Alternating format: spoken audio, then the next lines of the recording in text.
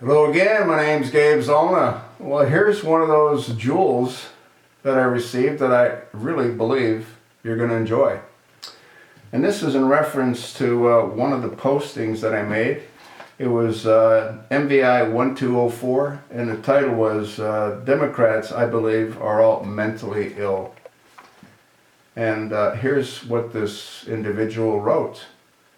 Gabor, you're spot on.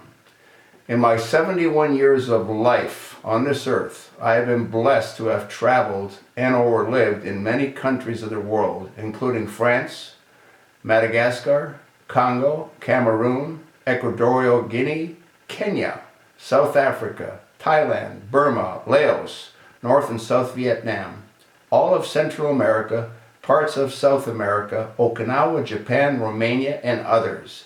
In many of those countries, I was a soldier embedded and working with the citizens themselves. In others, I was a businessman doing the same things. I grew up believing that politicians ran for office in order to gain power to change things for better for the citizens of the country. Wrong. I quickly learned that politicians run for public office to gain power over certain facets of the economy, so they can interpose themselves in the commercial environment and gain wealth by requiring aspiring businessmen to come through their offices to secure contracts, licenses, or other permission to conduct business. In most, if not all of those countries, one must give a campaign donation in cash to the minister or other government official one is dealing with if one expects to do business in that country. High-dollar campaign contributors are rewarded with ambassadorships, contracts, concessions, and other perks based on the amount of their contributions. Sounds like the Obama administration? Not one of them cares a whit about the average citizen who ekes out a bare subsistence to stay alive. Dead and dying people lying in the streets are simply ignored by the government. They all use a socialist and quasi-socialist political system because that allows them absolute control over every facet of the average citizen's life. They are not concerned with the economy of their country, only their own pockets. They consider themselves the self-appointed elitists of the society, better, smarter, and much more sophisticated than the average citizen. For them to live in absolute luxury while citizens struggle and starve is normal to them. It is what is to be expected. They view common people with disgust and disdain. As one example, it is well known fact that in most ex-French colonies, the ruling class have accounts somewhere offshore, own villas in France, send their children to Sorbonne, and have every intention of leaving their native country when their wealth will permit them to do so. There is not one iota of compassion for their fellow citizens. There is no patriotism, no desire to do what's right for their country, of their citizens. Only absolute lust for power fueled by absolute greed. So it is with the upper echelons of today's Democratic Party in the United States.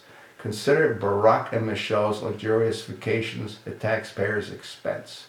Consider Pelosi's extravagance as House Speaker, repeatedly transporting her friends and family on taxpayer-funded U.S. Air Force aircraft, and the hundreds of thousands of dollars for exotic food, wine, champagne, whiskey, and cognac at our expense. They don't care whether Obamacare works or not, or how many people suffer or die because of it. They only care for the absolute control it exercises over the citizens and their ability to change and tailor it to their goals. The EPA is not about the environment. It is all about control. Same with every government agency they have anything to do with. They harbor no concept of values, morals, or morals. That is, there is no right and no wrong. Whatever it takes to gain and maintain power is what they espouse. Their mentality is all exactly the same. It has been corrupted and changed. In my opinion, Almighty God did not create them as beings without compassion to their fellow man.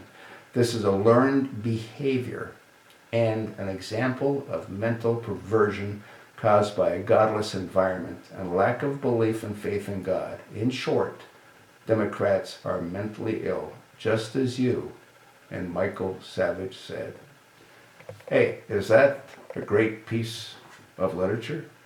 Does that not clearly explain why term limits are so necessary in Congress?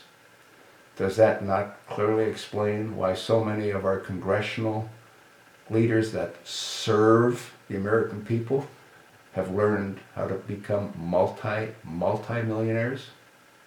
I think so. I think that's a darn great article. If you agree, please pass it along. Thanks.